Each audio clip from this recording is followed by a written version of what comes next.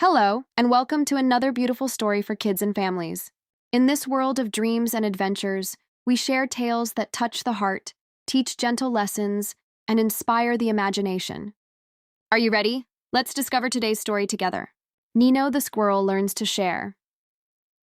A heartwarming story about friendship and kindness.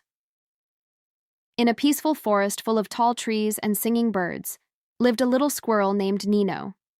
He had the fluffiest tail in the forest and bright, clever eyes.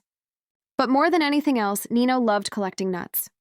Every morning, as soon as the sun came up, Nino would grab his tiny basket and rush out of his treehouse.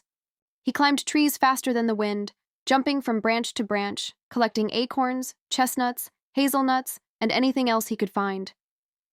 He was proud of his collection and hid it all in a big hole inside an old oak tree near his home. Whenever he added more nuts, he'd smile and say to himself, "Now I'll never be hungry. I'm the smartest squirrel ever." But Nino had one big problem. He didn't like to share, not even a little. One sunny afternoon, his friend Bella the bird flew over. "Hi, Nino, I couldn't find any berries today. May I have just one acorn?" she chirped politely.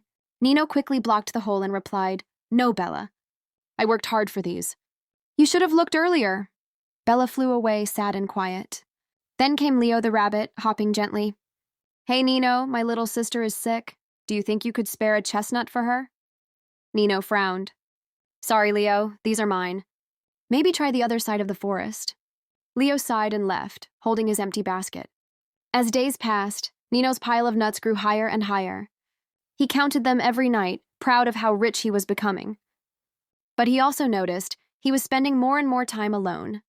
Winter arrived earlier than expected.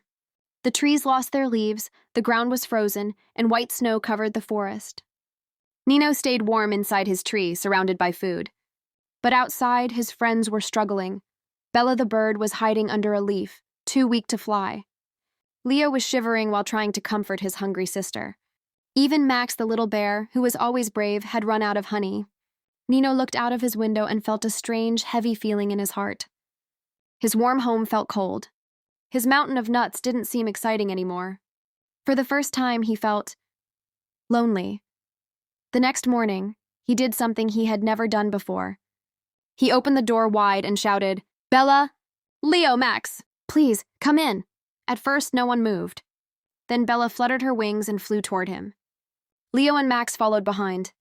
Nino opened his arms and said, "I'm sorry I didn't share before. I didn't realize how much better everything feels when we care for each other." The friends smiled and hugged him tight. They sat together by the fire. They shared nuts, stories, and laughter. They even built a little bed for Leo's sister and made tea from pine leaves. That winter, Nino's tree became the warmest place in the forest. Not because of the fire or the nuts, but because of the love and friendship inside.